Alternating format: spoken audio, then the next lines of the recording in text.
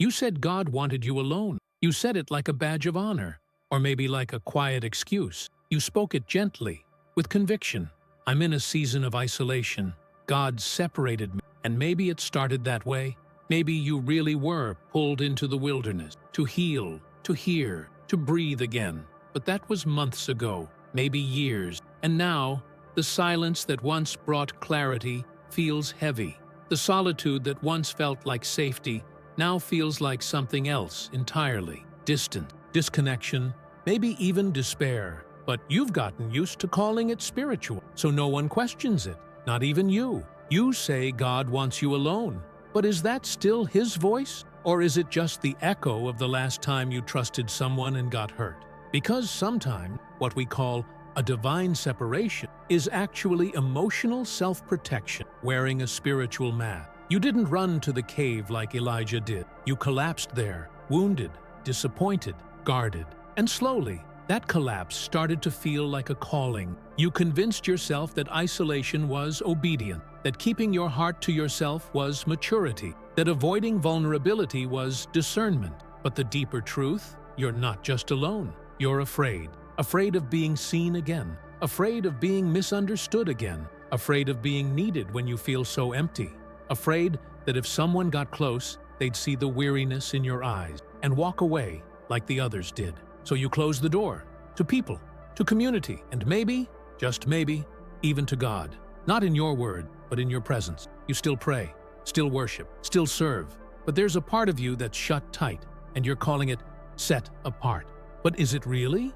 Or is it just the safest way you know to never be disappointed again? No judgment here, just a question, asked from a place of compassion. Because I know what it's like to be alone and call it holy. I know what it's like to spiritualize emotional exhaustion, to say, it's just me and God now, when the truth is, you've stopped trusting the world to hold your heart well. But God never created you to live behind walls. Even in the garden, before sin entered the world, He said, "It is not good for man to be alone." And that wasn't just about marriage. That was about belonging. It was about the sacred design of human souls, that we were never meant to carry everything alone. Even Jesus, the most divine human to walk the earth, chose 12. He didn't need them. He wanted them. He walked with them, ate with them, wept with them. And yes, even knowing that one would betray Him, He let them close. So what makes you think God's plan for you is permanent solitude? What makes you believe that the God who called His church a body, with many parts, interconnected and interdependent, wants you to thrive in isolation? Maybe it's not that God has called you to be alone forever. Maybe you've just forgotten how to open the door again, because being set apart for a season is real. But staying apart forever, that's not holiness, that's self-preservation.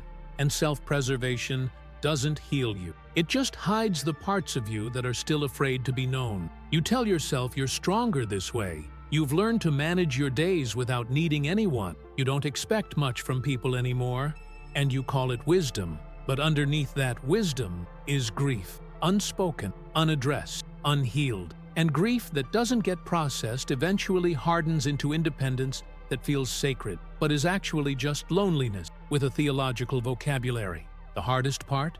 You don't even notice it anymore, because solitude, when practiced long enough, becomes familiar. And familiar often feels like truth, even when it's slowly starving you of connection. You stop missing people, stop needing support, stop believing that anyone could really understand where you are. You tell yourself you're okay, and on the surface, you are. You function, you pray, you post scriptures, you're walking with God. But deep inside, there's a flicker of something else, a longing you don't dare name, a quiet ache that whispers, "I wish I didn't have to do all of this alone."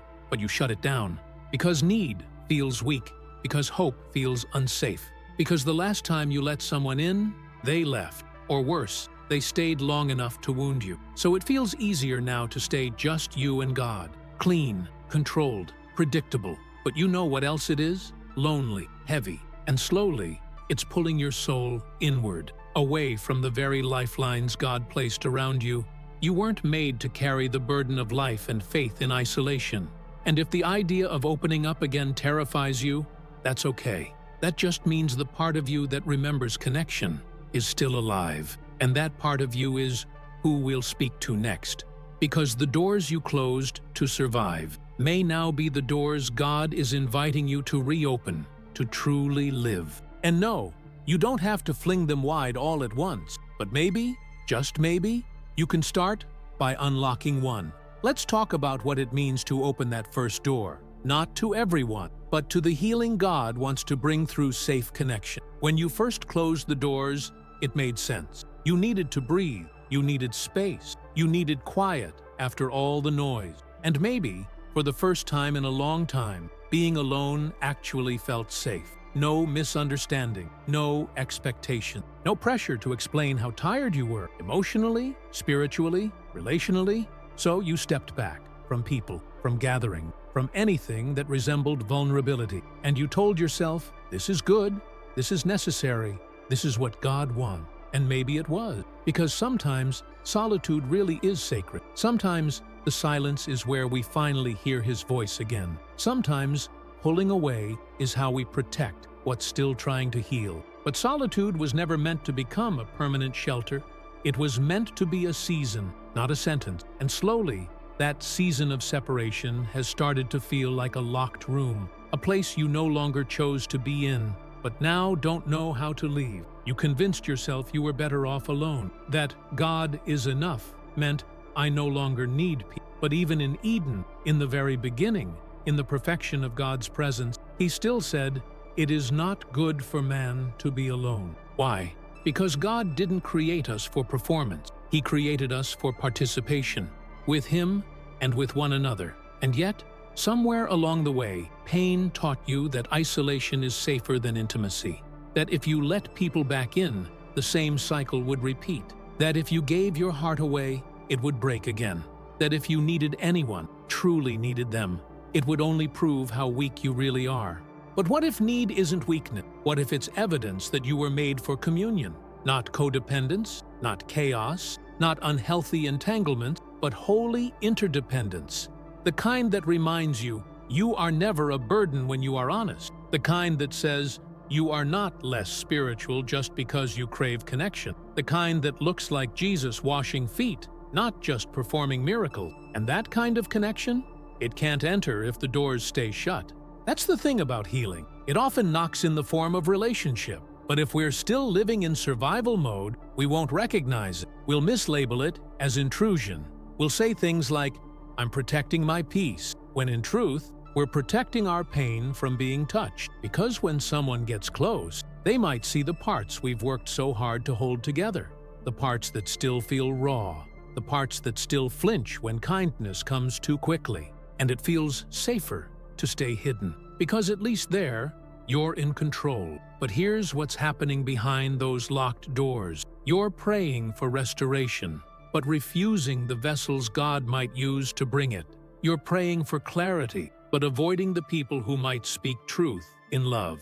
You're asking for God to move, but you're not opening the door when He gently shows up through connection. And that's not condemnation, it's compassion. Because the longer you stay isolated, the easier it is to forget what belonging feels like. You forget how to sit in a room and be known. You forget how to share honestly and still be safe. You forget what it means to be supported, not for what you produce, but for who you are. You forget the sound of your own laughter with others. You forget the power of someone praying for you out loud. You forget what it's like to hear someone say, "You don't have to do this alone." And eventually, you start to believe that this is what holiness feels like. Empty, private, heavy. But holiness was never meant to be lonely. It was meant to be shared. That's why Jesus didn't only retreat to the mountain, He returned to the people. That's why the early church didn't stay scattered. They gathered, they broke bread, they wept and rejoiced together. And maybe you've gotten used to being scattered.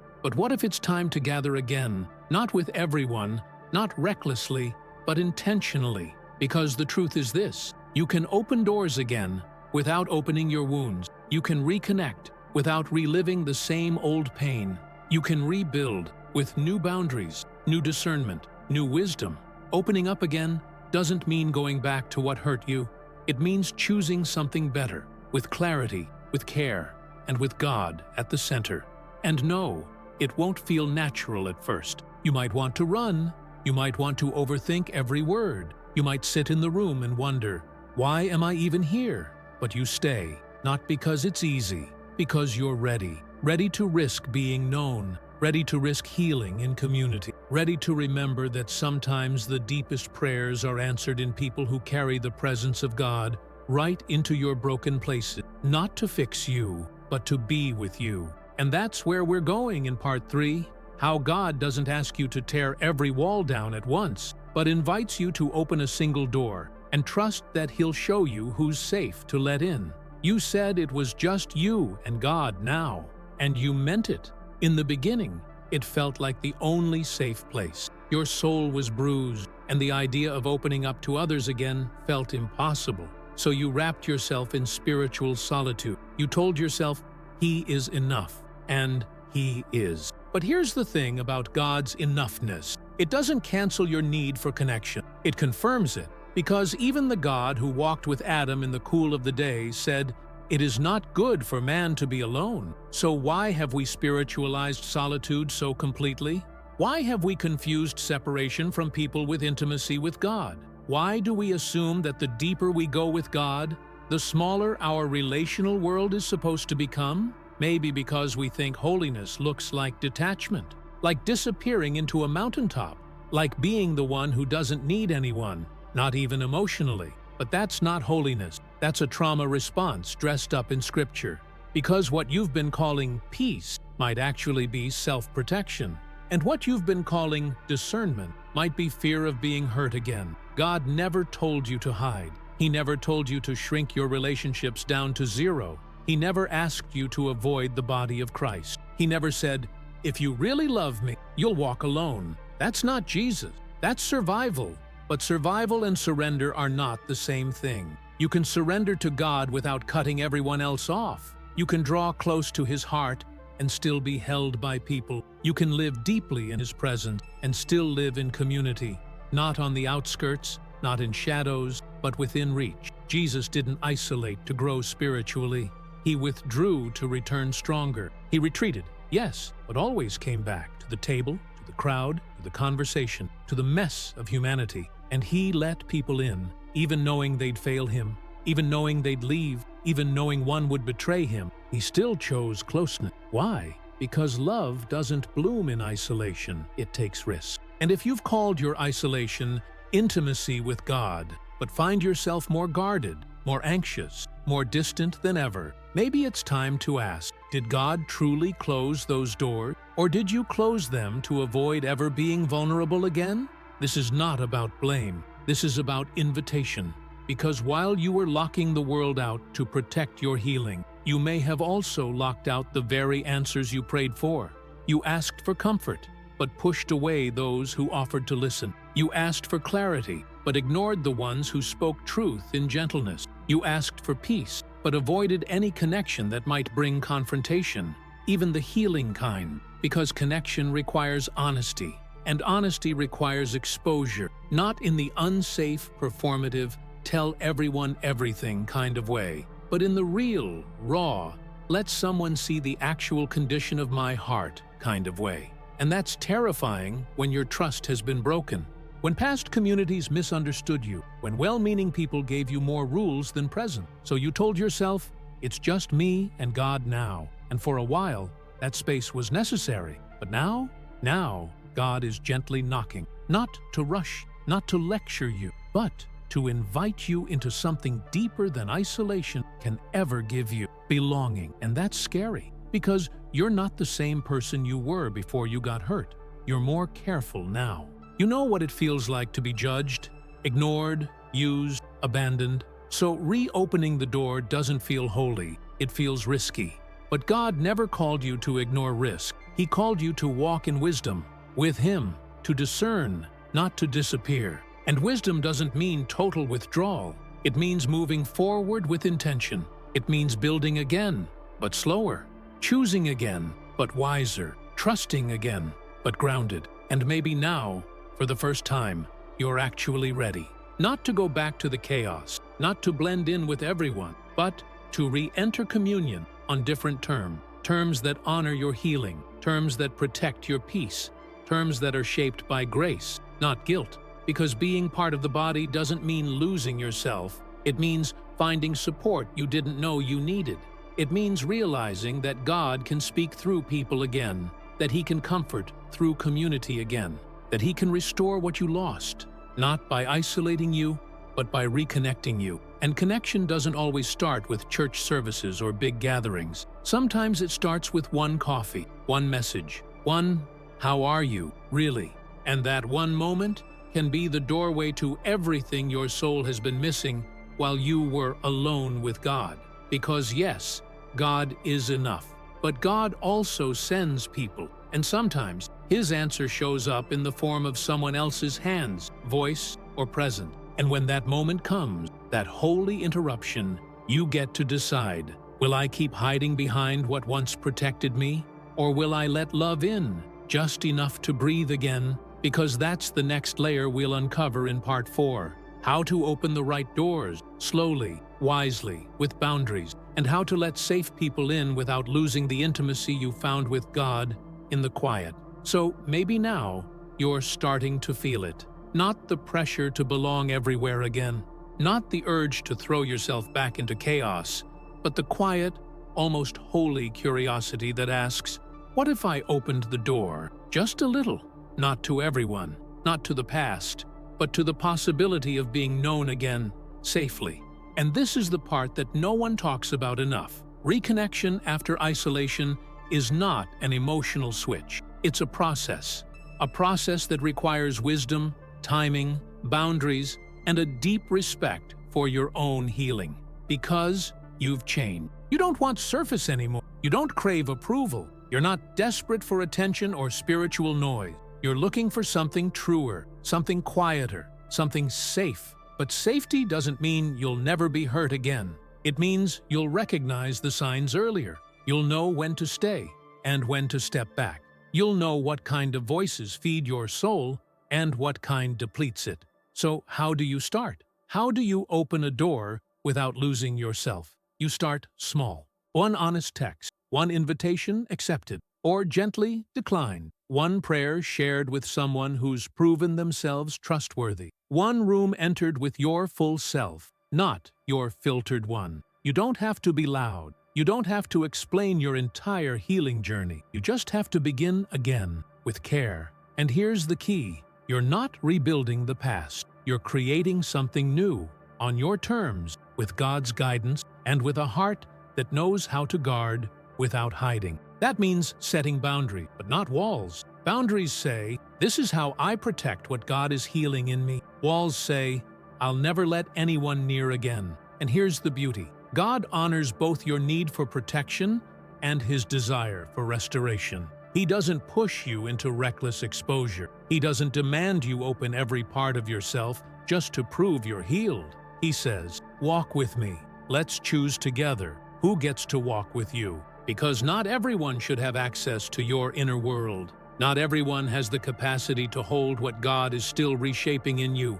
And that's not bitterness. That's maturity. Some people were part of the story that drove you into hiding. Others were bystanders when you needed advocates. Some were simply too broken to recognize your boundaries, and that hurt you more than you let yourself admit. But now, you're different. You're not opening doors out of fear of being forgotten. You're opening doors because you remember what it feels like to belong without betrayal. And you know what you'll start to notice? The people who were meant to walk with you in this season, they won't demand access. They'll wait for invitation. They'll show up with gentleness, not urgency. They'll speak with clarity, not confusion. They'll listen more than they try to fix. They'll remind you, without even trying, that connection doesn't have to cost your safety. And slowly, you'll begin to feel it again. The joy of spiritual conversation without performance. The comfort of a shared silence that doesn't need to be filled. The sacred rhythm of showing up and being seen, even when you're not at your strongest. You'll still have moments when you want to retreat. When you question, is it worth the risk? When the old voice whispers, it's safer not to need anyone. And in those moments, you pause, you breathe, and you ask, is this voice from God or from fear? Because healing doesn't always feel like courage. Sometimes it feels like shaking hands as you open the door to someone new. Sometimes it feels like tears you didn't know were still there, rising up when someone asks how you're really doing. Sometimes it feels like hope, disguised as a conversation, a shared prayer, a long walk with someone who reminds you that you're not alone. And slowly, without realizing it, your capacity grows. You begin to speak again, not because you're forced, but because you want to.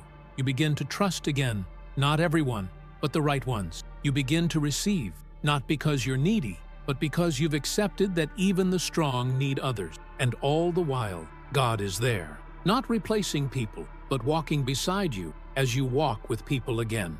He's in the discernment, He's in the courage, He's in the conversations that make you feel human again. Because He was never the one who closed you off. He was the one who sat with you behind the door.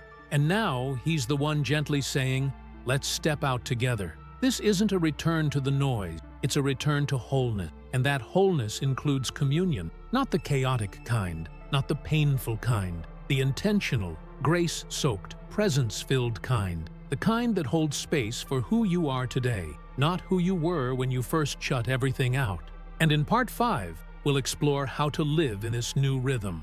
A life where you no longer hide in God to escape people, but walk with God so you can finally belong again, fully and without fear. You've walked through the wilderness. You've sat in the silence. You've tasted the weight of isolation and told yourself it was holy. And maybe, for a while, it was. But now, something inside you is shifting. You no longer feel God asking you to disappear to find Him. You hear Him asking you to return to yourself, to connection, to a life that's no longer built around survival. This is where healing becomes living, where you're not just managing your wound, you're learning to move with them, softened, not shut down, present, not guarded, faithful, not afraid. Because the goal was never to stay hidden behind a locked door, whispering, "It's just me and God." The goal was to learn, in the safety of God's presence, how to come back to the world differently. Not with your old habits, not with old patterns,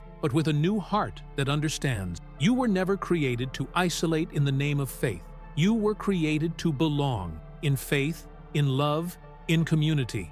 And now, finally, you're ready. Not perfect, not fearless, but ready.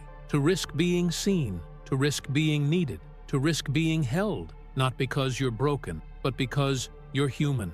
Because you're beginning to understand something that religion rarely teaches well, that independence isn't a fruit of the Spirit, that disappearing isn't the same as obedience, that being hard to reach isn't a mark of spiritual maturity. Real maturity is soft. Real strength is honest. Real spiritual health includes others. Even Jesus didn't live in solitude. He modeled connection. He sat at tables. He invited others in. He walked with friends, wept with mourners, touched the sick, fed the hungry, forgave the failures. And when He rose from the grave, the first thing He did wasn't to sit alone with the Father. He went to find His people. Because resurrection is relational. It doesn't just bring you back to life, it brings you back to love. And maybe that's what's happening in you now. Not just recovery from hurt, not just healing from burnout, but resurrection from isolation. Your soul is remembering how to be seen again, how to need again, how to stand in the middle of others, not as a threat, not as a target, but as someone safe, present, whole. You stop asking, how do I protect myself from people? And you start asking, how do I bring God with me into every connection I build? Because God's presence isn't just for your prayer closet. It's meant to overflow into your relationship, your home, your laughter, your vulnerability. He didn't teach you how to be alone just so you'd stay alone. He taught you how to be rooted, so you could love without fear, speak without hiding, show up without second-guessing every word. You now carry peace, not because you've escaped pain, but because you've integrated your past into something redemptive. The you that once needed isolation, they served their purpose. They protected you when everything felt unsafe. They got you here. But now you lead from a different place. A healed place, a wise place, a grounded place. You're still discerning, still cautious, still careful with who you trust. But you're no longer letting fear write the rules. You know how to say no. You know how to say yes.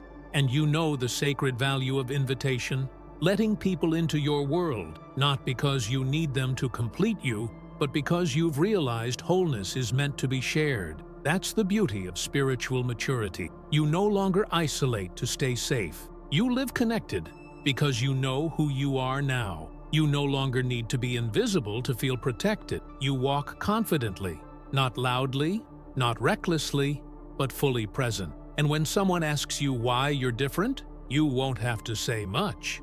Your calm will speak, your joy will, your rest speak, your freedom will speak. And someone who's still living behind locked doors will recognize it, not because you preach at them, but because they'll see in you what they forgot was possible. To be close to God and still open to people, to be spiritually grounded and still relationally available, to be healed and still soft. Because you didn't choose between God and community. You learned how to carry God into your community and let Him show you what love actually looks like, beyond fear, beyond defense, beyond survival. This is what it means to live in restoration, not to go back to what was, but to walk forward, deeply rooted, quietly bold, and relationally whole. So maybe now the real question isn't, does God want me alone? The question is, am I willing to live like I'm finally safe enough to come out of hiding?